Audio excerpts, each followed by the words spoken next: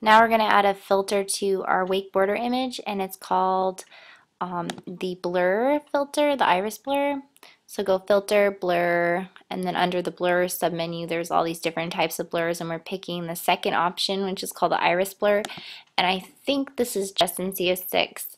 So if you have CS5 you can pick a different blur, but the point is you want to keep the guy in focus. So you can skip that step altogether. It's really not necessary.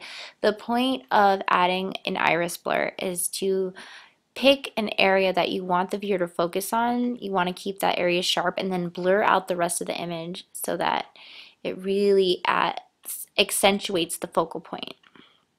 And you can adjust your iris so that it's smaller or bigger. So that means all the image area that is beyond the iris becomes blurred, and within is the area that's sharp.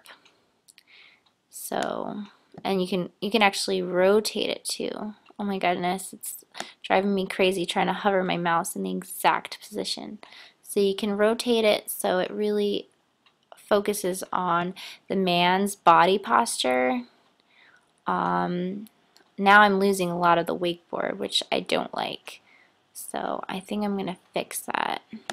And this other option here, these little inner dots, they signify where the transition of like focused area to blurred area will happen, like that gradient. Like, is it going to be a larger gradient, like it's going to fade this far in, or is it going to be a short fade just from here to there?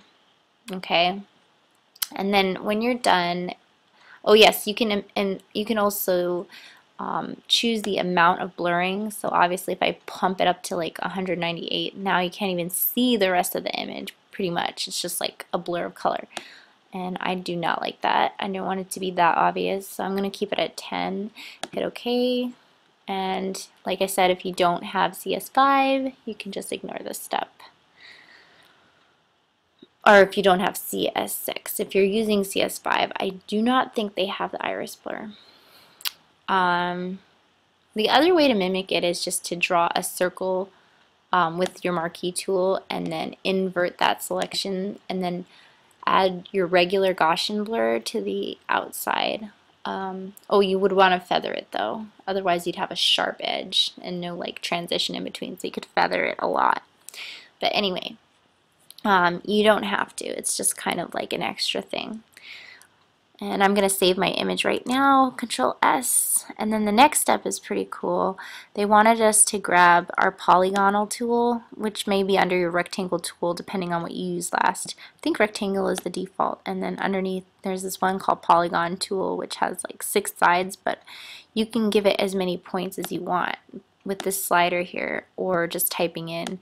So we're going to do 5 points, and then draw, just click and drag to create a 5-pointed polygon, and it automatically has the same fill color and stroke that I had selected before, which is orange and black. For the book activity they wanted us to change it to a different color, but I like orange and black. I think it works really well for this image, so I'm going to stick with orange and black.